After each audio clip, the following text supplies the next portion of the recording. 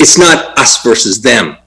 What I've tried to do through my whole in Congress is unify people and move people forward. And this racial issue is an important issue to move us forward. And we have a moment right now where, with the leadership of people around this country, that we can take advantage of that. And I want to do that. Thank you so much. The next response will be given by Mr. Manley. If you read my background, I was born in Bayonne, New Jersey, and I lived in a housing project.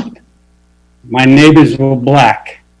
As I went along, and if also you read, I spent 35 years in the New York City school system.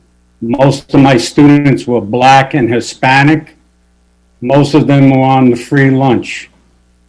They would come to me all the time and say, Mr. Manley, can you give me another lunch ticket? I'd ask a student, why you didn't come to school? He'd tell me he got bit by a rat and he couldn't. I had 3 or 4 students that were killed in a murder when they had 2,300 students. I try to tell every student, do your best, work hard, and succeed. That is how you do it. And you have to have respect. One of the obvious things is respect. I used to walk with a walking class through Jerry Nadler's district, and they would say, Mr. Manley, watch that lady up there. I said, why? She says, as soon as I get close to him, she's going to clutch her purse.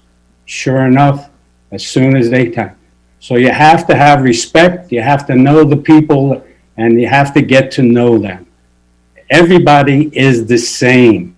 98.5% of the people in the United States are great people. Mm-hmm. Thank you. The final response for this question will be given by Mrs. Brady. Hi.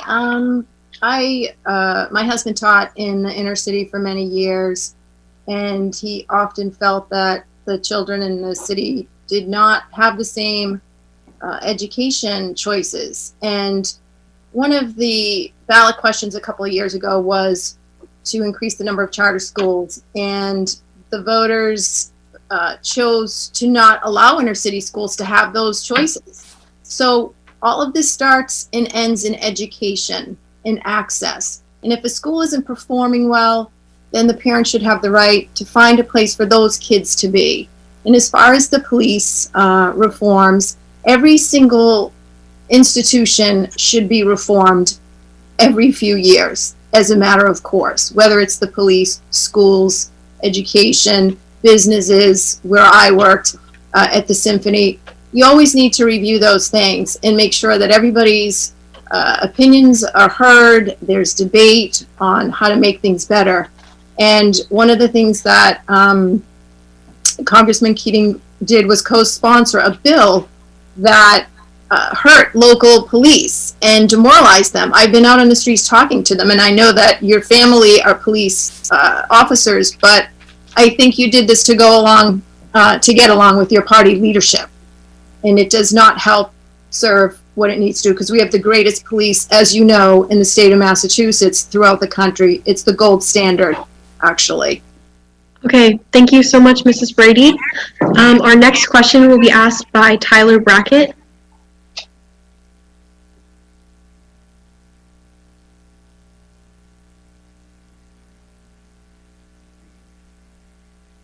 Cape Cod is vulnerable to the effects of climate change. What measures do you think the government should take to protect our natural environment? Should the U.S. remain part of the Paris Accord? That for me, I didn't hear. Hello? Sorry. So the first response will be given to Mr. Manley. Okay, thank you. I've done some more research, calling some students I had, and I realized, I always said that the climate change issue should come under NASA. That's the one thing I wanted all the scientists to come under NASA. NASA is doing some research. They're doing it in Antarctica and Greenland. They're finding that there's 1,900 volcanoes in the ocean, and they're releasing hot air, and it's causing the Arctic to melt and Greenland to melt. I'm not absolutely sure of that, but that's what these scientists from NASA are now working on.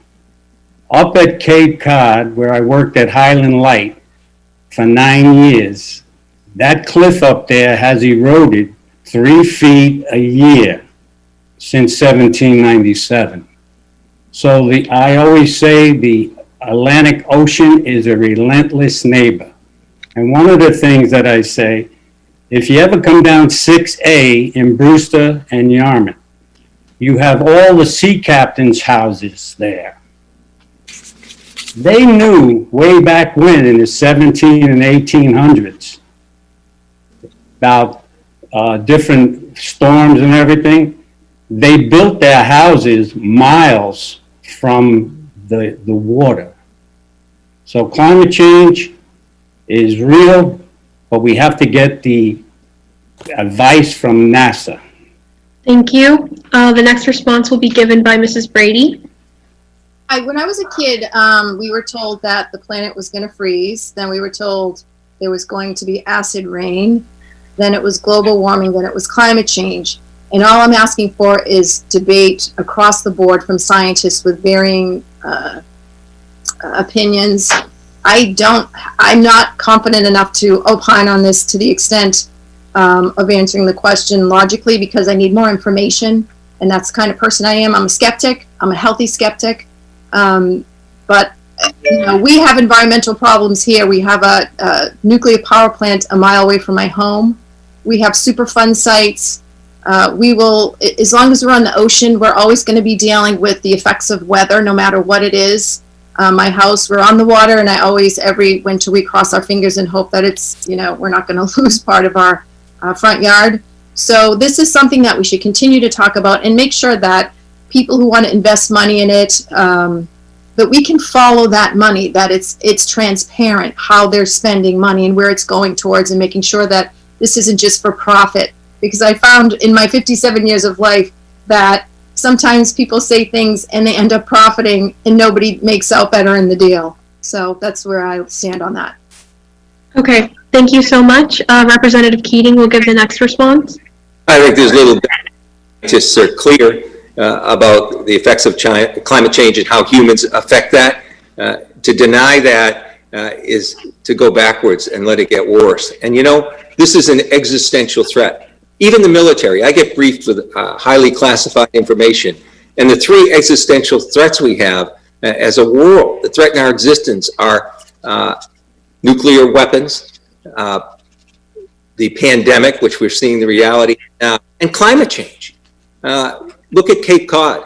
We see it, we feel it. It's part of it's a greater threat to us and our fragile infrastructure than before. The sea level rise in people that are being born right now, it's going to raise the projected 6 feet or greater in Cape Cod. That's going to affect the groundwater, the quality of life, the nutrients that are coming up. I've worked hard on this. I've gotten grants for groundwater research, purification. We have one sole source aquifer in Cape Cod.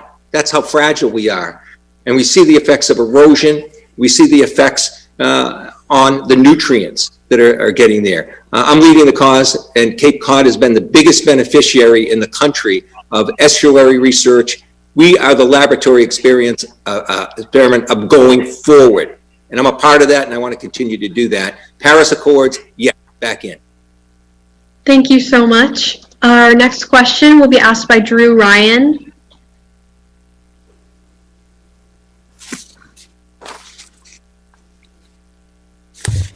Thank you, everyone. Candidates, what can our government do better to support LGBTQ rights? And what policies do you support in this area? Our first response will be given by Mrs. Brady. I am a sister of a lesbian and a gay man. Cousins, several are gay. So this is an issue that's close to my heart. Growing up in the 70s, people who were gay were often picked on. One of my siblings was, actually, to the extent that really upset me. So this is an area that I will always fight for people's rights, no matter what, no matter if they're gay, straight, or other. I don't put up with people bullying. I never have. I've always been scrappy about that. So whatever, just be a good person and realize that your civil rights are always protected under our Constitution, and I will do everything I can to uphold that. And I just ask everybody to be good citizens and be kind to one another, because that's what matters at the end. Thank you so much. Our next response will be given by Representative Keating. Well, our basic civil rights are being challenged at every level, and including LGBTQ rights. I think that a person, if they love a person, they should be able to marry a person. I feel that in this world, the U.S. should be a leader. Part of my involvement in human rights is not just in this country, but throughout the world.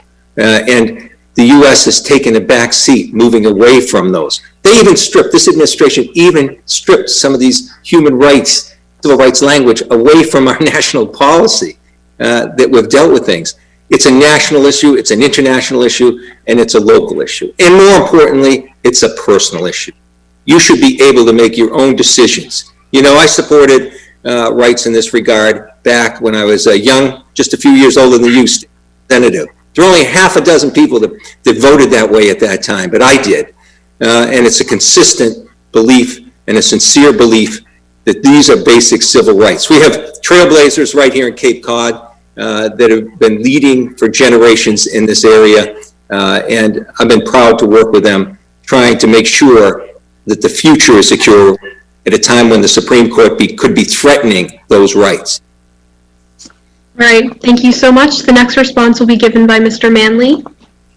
Working in New York City, I had a transgender person in my class, the first one in New York City. We let that person, who was a female, the real name was Robert, we called her Armani, and we let her go into the girls' locker room. I had 8 teachers, friends of mine, because I was the chapter leader, die of AIDS in 1985. We honored them by planting a tree in the courtyard. I'm a firm believer of everybody being equal. You have to, again, it comes down to respect for whoever you want. I'm also in favor of same-sex marriages and adopting children. I'd rather have people adopt children than to abort children. That was one of the questions that I was asked out on the street. Of course, I have neighbors right across the street that adopted someone from Guatemala. But there are a lot of adoptees right here in the United States.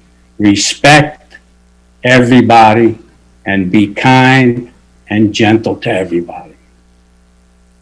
Thank you so much. The next question will be asked by Chloe Zaloom.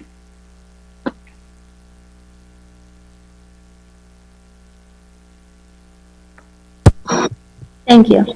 What do you think has been good about the national government's response to the COVID-19 pandemic so far, and what has not and should be improved? Our first response will be given by Representative Keating. Thank you. The administration's response to the COVID-19 pandemic has been a failure. The statistics prove it. We're 4% of the world's population. We're over 20% in terms of COVID-19 deaths. It's been a situation of the president and the administration saying, well, it's not a problem. It's going to go away miraculously. It's going to be cured by Easter. It's going to be cured when the war comes. And last night in the debates, he said, it's going away in areas where it's spiking the highest. That lack of credibility and explanation of the problem has added to the problem. And it's added, sadly, to the number of people who have died. The House, and my efforts in the House, have attacked this in terms of the healthcare side of this, in terms of the ravaging to the economy that it's done, particularly here in the Cape area, to the hospitality industry. And we've put together legislation that's led in passage of assisting families, assisting healthcare providers, assisting small business people, and we're trying to do more right now, and that's been thwarted. going forward. We're not going to move the economy without dealing with the healthcare issues. Thank you so much. The next response will be given by Mr. Manley. I said it before, I'll say it again. No one is responsible for this pandemic. Finger pointing is not going to help us. Blaming people are not going to help us. We're the United States of America. If everybody just joined together and have a common cause, a common goal to fight this, to help people, we'd be out of this a lot sooner. I've been out in the streets since March, not March, I should say in May. I've seen everyone wearing a mask. It's not an issue on Cape Cod or in this district. And remember when I told you that 1,619,000 people have died since we closed it down? You probably said, what the heck is he talking about? That is one of the listening skills that I do. 220,000 have died from the pandemic, but the rest of them have died from heart attack, cancer, accidents, drug overdose, and also suicides. We can't forget about them. So it's not only one issue, it's a total package. 1,619,000 people. That's 7,200 people a day. Check the records. Okay, thank you. And the next response will be given by Mrs. Brady. Hi, I find this whole pandemic to be politicized, and it's hurt Americans. I had COVID-19. I had it in the month of February. This virus has been around for months, and Congressman Keating knows this. It was here January, February. He was tweeting about it finally in March. So to continue to point fingers and say it's all the administration's fault, it's everybody's fault that it got brought to this point. It's the fault that we've allowed the media to only highlight the worst case scenario. When people like me have had it, I coughed all over my family, you can believe me on that one. None of them got it. My kids didn't get it, my husband, nobody else tested positive for the antibodies except for me. And I am a person that I barely stop going. I have a ton of energy, I keep moving. And I probably should have stayed in bed a couple of days, but I didn't. I was in bed one day. And I don't foresee any long haul problems for myself. I don't know about other people, but I know when you get chickenpox, you get shingles when you're older. So there are repercussions of getting a virus. Viruses have been on the planet Earth forever. And I really want you young people to understand that you probably won't get it. If you do, you won't know you have it. So you have to move on in life, not being afraid. Thank you. The next question will be asked by Samantha Good. Thank you. What should the government do to promote gender equity and address gender-based violence in our society? And what is your stance on abortion rights? The first response will be given. Oh, could you repeat the question? What should the government do to promote? What should the government do to promote gender equity and address gender-based violence in our society? And what is your stance on abortion rights? Our first response will be given by Mr. Manley.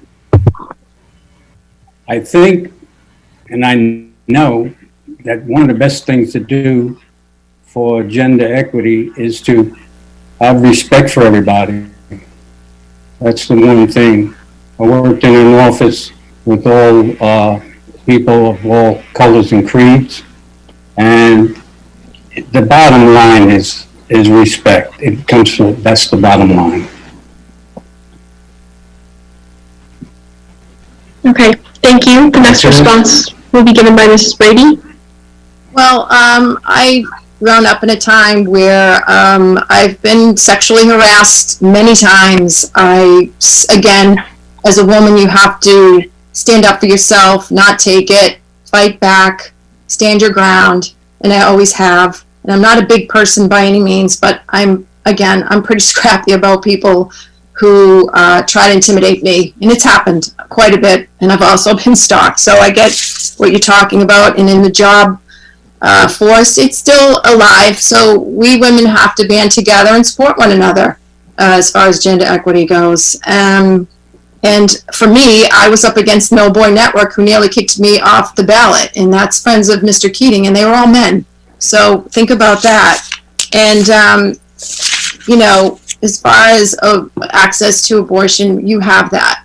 And just to correct the coach, I am pro-life. I switched sides on that issue a couple years ago because of a little girl named Ava. So people do have access to what they need, and people also have the right to believe what they want. And girls need to, in this country, we should be trying to decrease the number of abortions, because that's just a sign that we're failing as a community around our women and our girls, and we need to keep them safe.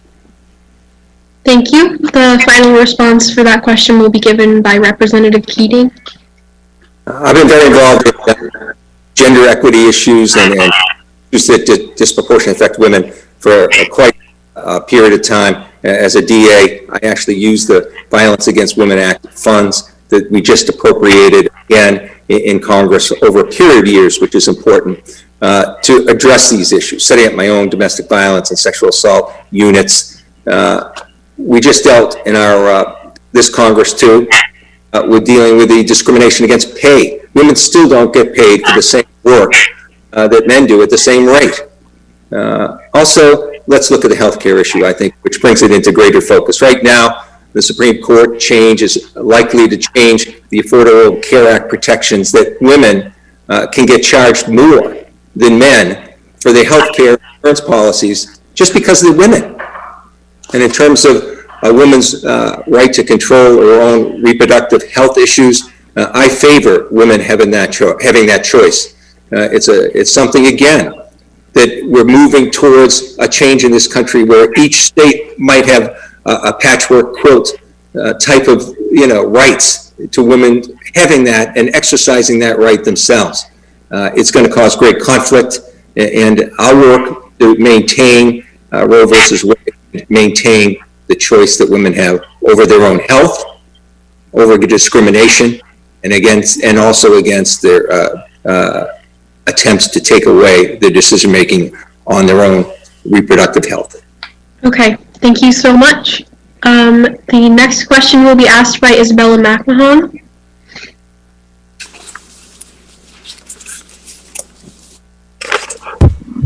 Thank you all. So as a member of Congress, you'll be working with the executive branch. Given that, who do you intend to vote for in the presidential race this year and why? Our first response will be given by Mrs. Brady. Hi, my father was a World War II vet, as I mentioned, and that was from the years 1943 to 46. He was a medic. He saw firsthand what happens when a socialist progressive agenda takes over a country like Germany. He was in the concentration camps, and he told me all about what goes on, or what went on, and how he couldn't believe that those poor people were tormented and murdered by their own people. And he told me to always pay attention to things like this, which I have, which is another reason, like I said, why I am running. And I feel that the Democratic Party has gone far too left.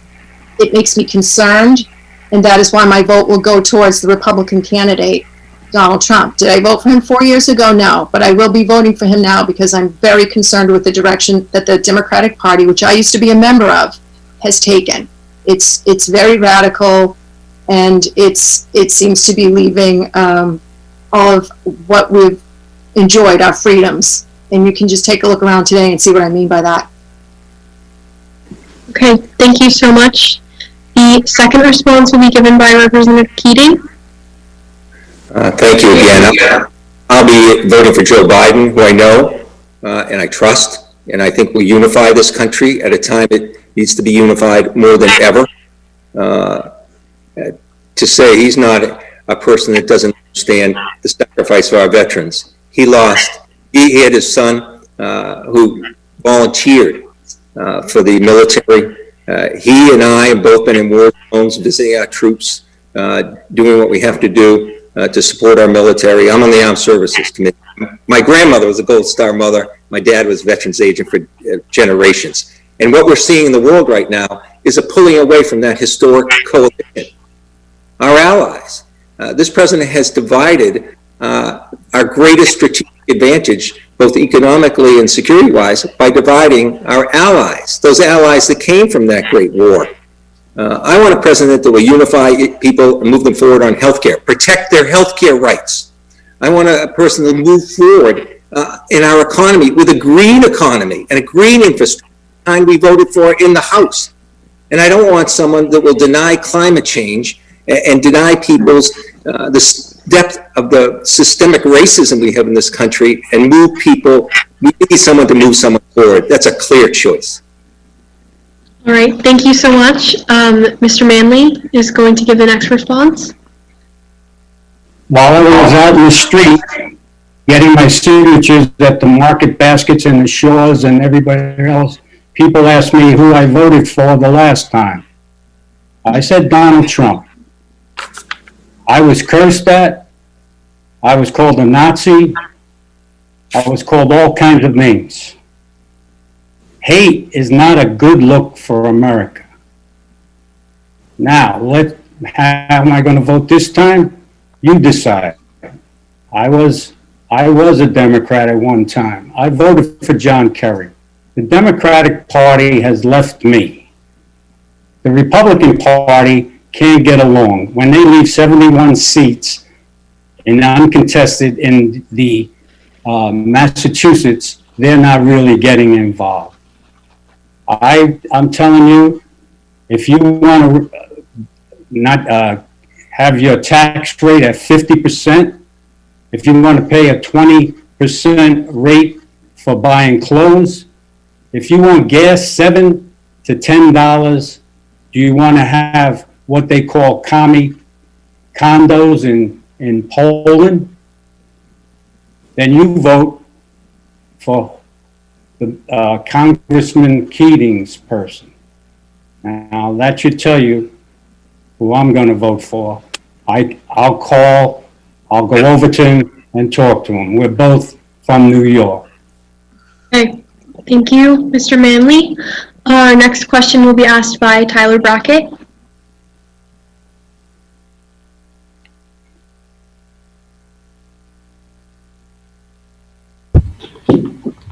What should the government do to change or improve the Affordable Care Act? Okay.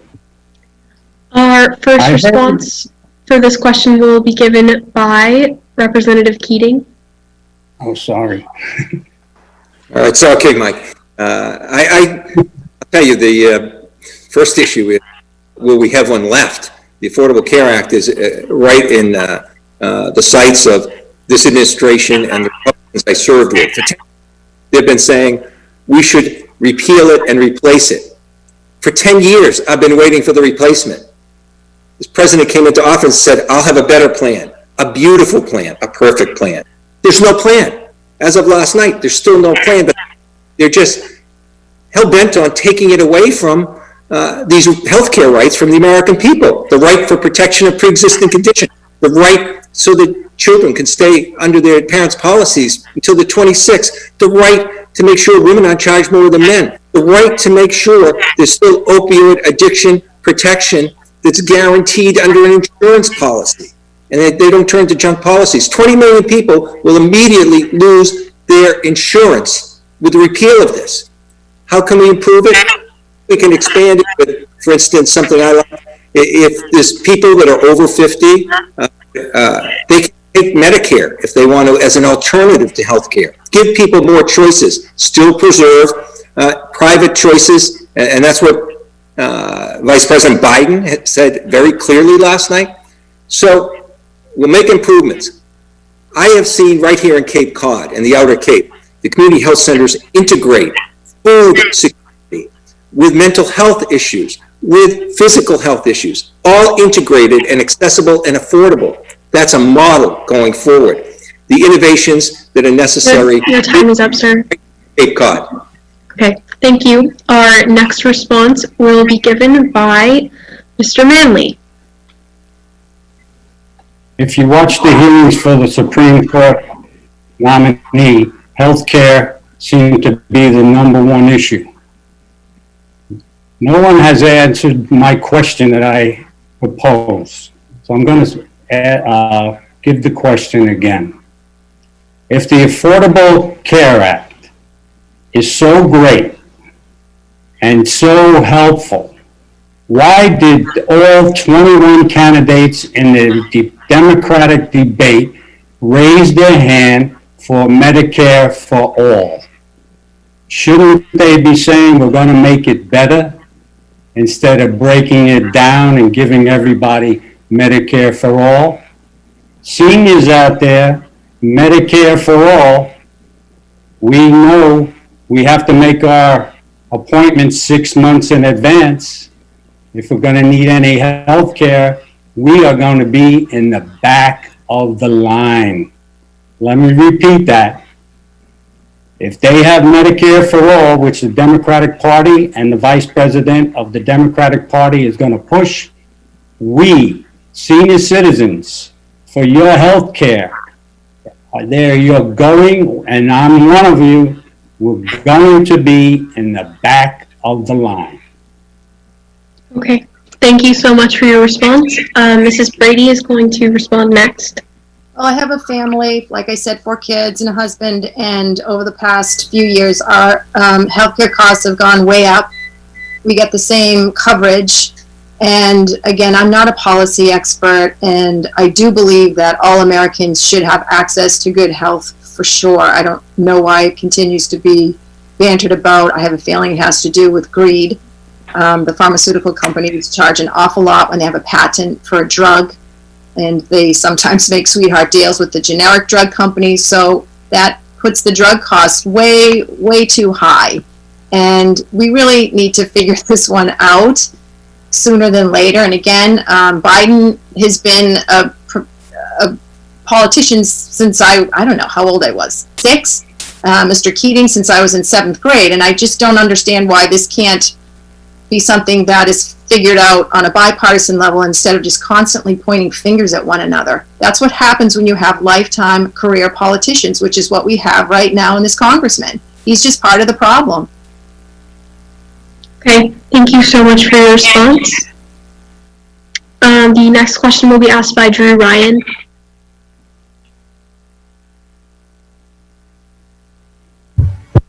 Thank you, everyone. Candidates, what can you do to make college more accessible and affordable for young people today?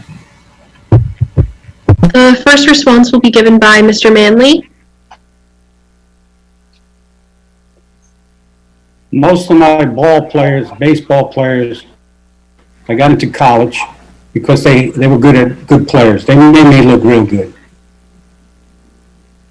How do we do this? One, we have to get the federal government out of the loan business. We have to put it into private banks. Now, people say, well, the banks aren't. But if you know that you're going to get a guaranteed loan to go to college, and you're an institution of service, that's what colleges are, an institution of service, then you are going to raise your rates. That's why we have to get out of the loan business as a government. Since we're in the loan business, we should lower the rate. 1% is plenty. The other thing is, you have to, I hear they're going to get, you're interested in free college. Remember, that's only for public colleges. That's not for the private. I checked your website. Most of the students here go to the University of Massachusetts at Amherst, but the second one is Boston College. And Boston College, you would have to pay. You'd also have to pay $10,000 for room and board. You'll be 2 people paying $2,000 a month for 1 room. Thank you. Mrs. Brady is going to give the next response, please. When I was choosing a college, I only had one choice because it was the only school I could afford, and that was UMass Amherst. I'm the youngest of 7. My brothers were all expected to go to school, and all the girls were expected to be secretaries, which was fine. That was just my parents' generation. But I had to have one of my older brothers co-sign my help loan, that's what it was called at the time, to go to UMass Amherst. And again, you go to the school you can afford. And to me, I'm a great example of public education. University of Massachusetts in Amherst changed my life in the direction that my life took. I met my husband there. And these colleges that are luring you, that are private and expensive, they have huge endowments. If they want their students to come there, they should be guaranteeing those loans, not the taxpayers. So you really have to be financially responsible young adults and choose this college that you can afford and that will give you the best career opportunities to pay that loan back. Okay, thank you so much. The next response will be given by Representative Keating. Access to education, important, not just for the individuals to give everyone a fighting chance, but it's also necessary for our economy. And it's going to be necessary for the new economy we have more than ever. I put in grants that will provide more education for training, for jobs in renewable energy, the future. You know, I worked my way through college, paying my tuition for my MBA and undergrad as a postal worker, working, unloading trucks in the morning and paying for my tuition. That's not possible now given the tuitions. I did go to Boston College. I see the tuitions now. My wife Tevis and I were able to help our children, Patrick and Kristen, through college. Yet we can use and should use the public community college and state college system to provide tuition-free assistance where that's necessary. We should also deal with the loan issue. I agree with Mike in terms of having lower loans. The government shouldn't be profiting off of these student loans.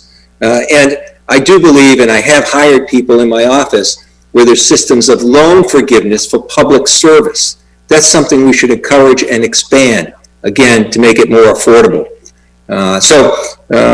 All of those things are forward-looking things that we must continue down a path to give people the opportunity they deserve in this country. Thank you. Our next question will be asked by Amy Hinesley.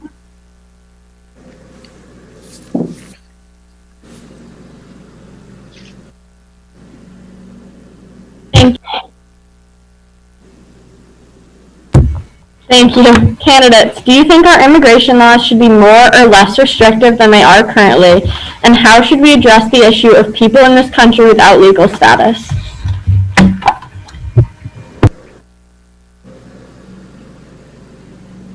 Our first response will be given by Mrs. Brady. When I was in college, Ronald Reagan was president, and he declared amnesty for all people here who are illegal. That was in 1985, I believe, or 86. And to this day, it's still a problem. So again, we go back to these career politicians who kick this issue down the road. They continue to, and now it's just become an unfortunate, hateful conversation, and it doesn't have to be. My grandparents came here. They were laborers. They worked really hard. And we want more immigrants here to grow our economy, to be part of our great country.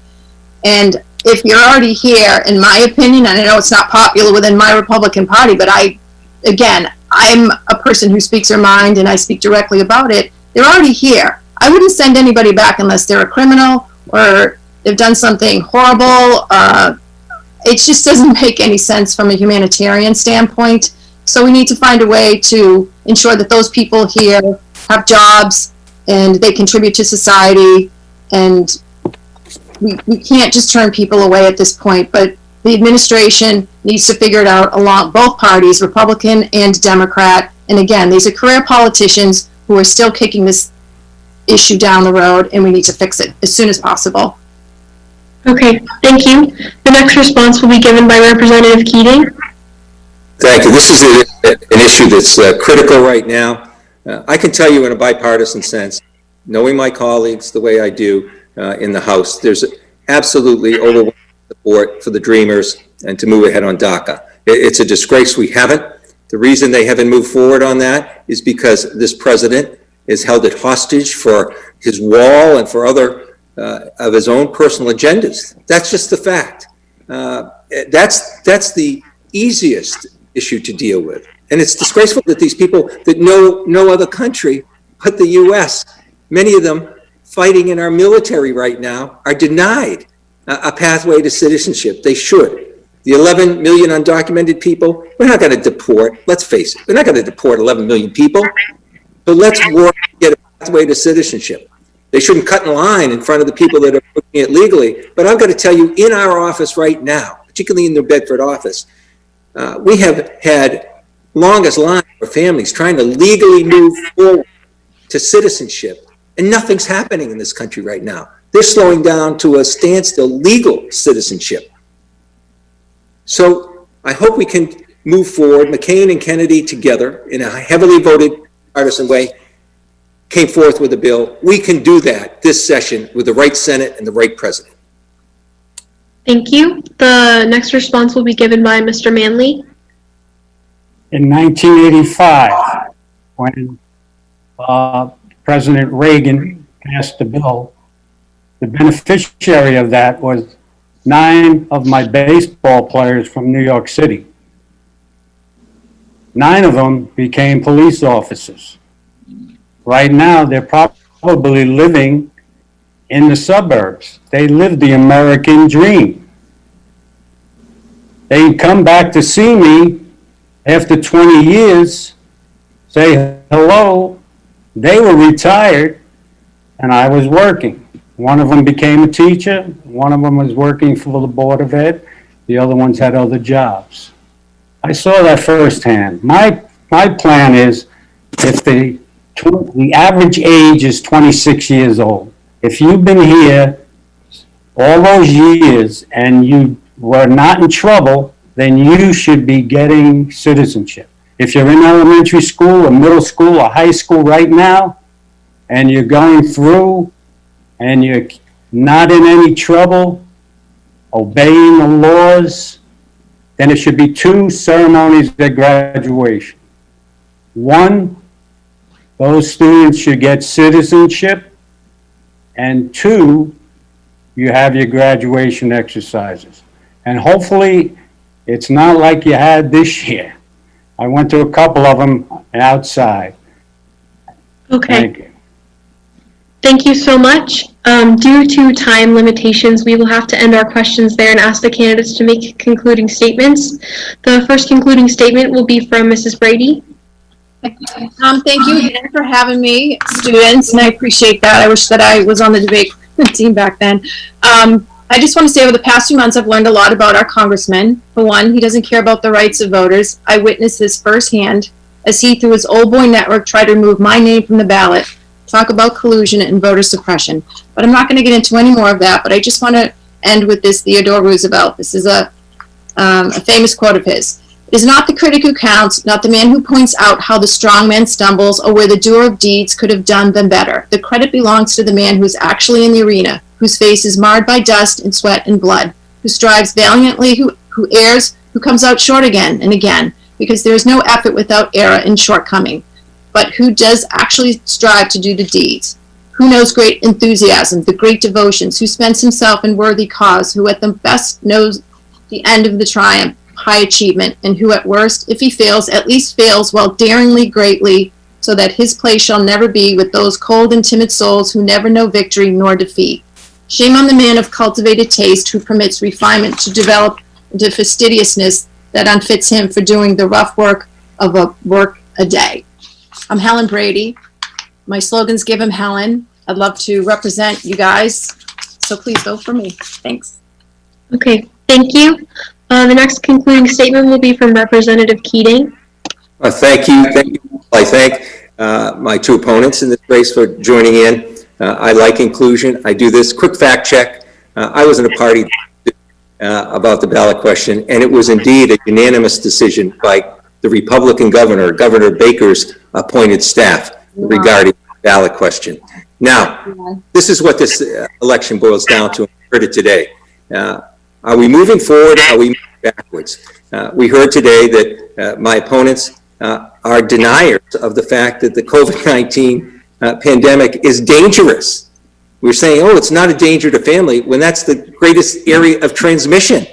We're going to probably hit 225,000 Americans who are dead for a virus that didn't exist a year ago.